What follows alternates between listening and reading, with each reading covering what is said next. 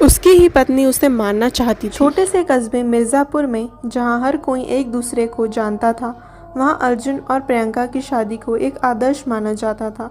दोनों की प्रेम कहानी गांव भर में मशहूर थी, लेकिन वक्त के साथ मोहब्बत, शक और नफरत में बदल गई। अर्जुन एक साधारण किसान था, मेहनत उसकी पहचान थी। वहीं प्रियंका अपने रूप और चालाकी के लिए जानी जाती थी।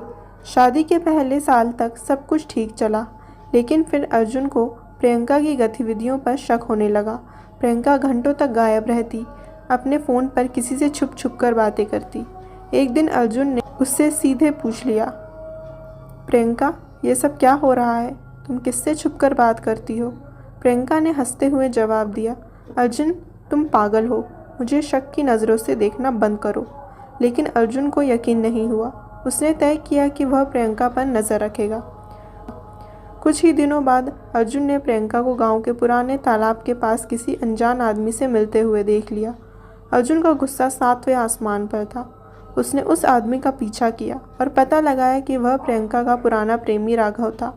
अर्जुन टूट चुका था। उसने तय किया कि वह प्रियंका से बदला लेगा। अर्जुन ने चुपचाप प्रियंका के जीवन को नर्क बनाने की योजना बनाई। उसने प्रियंका के खाने में धीरे धीरे जहर मिलाना शुरू कर दिया। प्रियंका को दिन ब दिन कमज़ोरी महसूस होने लगी। एक दिन जब वह बिस्तर पर उठ नहीं सकी तो अर्जुन ने उससे कहा, तुम्हें लगता था कि तुम मुझे धोखा दोगी और मैं चुपचाप रहूँगा? अब देखो, ये तुम्हारी सज़ा है। लेकिन प्रियंका इतनी कमज़ोर नहीं थी। उसने अर्जुन की हरकतों को समझ लिया, एक खतरनाक योजना बनाई। प्रियंका ने अपने बचे हुए समय में अर्जुन को सबक सिखाने का निश्चय किया। उसने अपनी दादी से सीखा हुआ एक पुराना तांत्रिक विधि का उपयोग करना शुरू कर दिया। उसने घर के हर कोने में कुछ अजीबोगरीब चिन्ह बना दिए और रात के समय छिपकर अनुष्ठान करने लगी।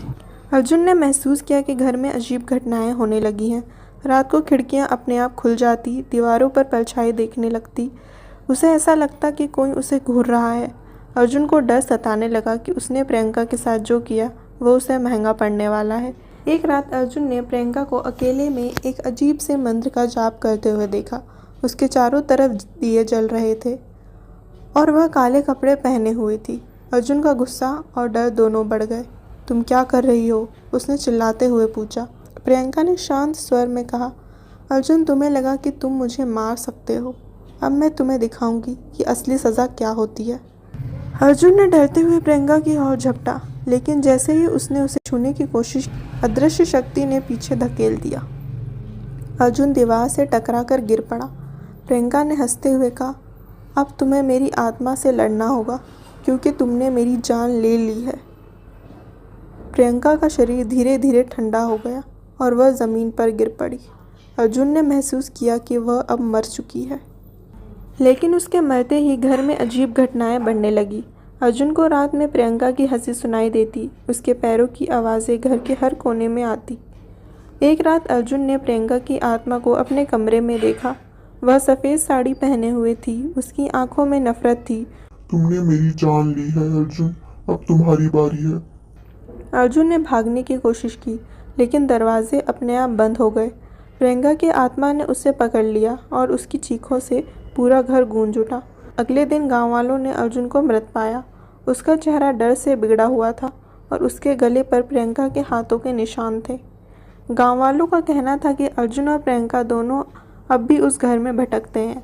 रात के समय उस घर से अक्सर झगड़े और चीखें सुनाई देती हैं। जो भी उस घर के करीब जाता है उसे अर्जुन और प्रियंका की परछाई दिखती है। कहते हैं प्यार और नफरत के बीच की दीवार बहुत पतली होती है और जब वह दीवार टूटती है तो उसके पीछे केवल खून और डर बचता है।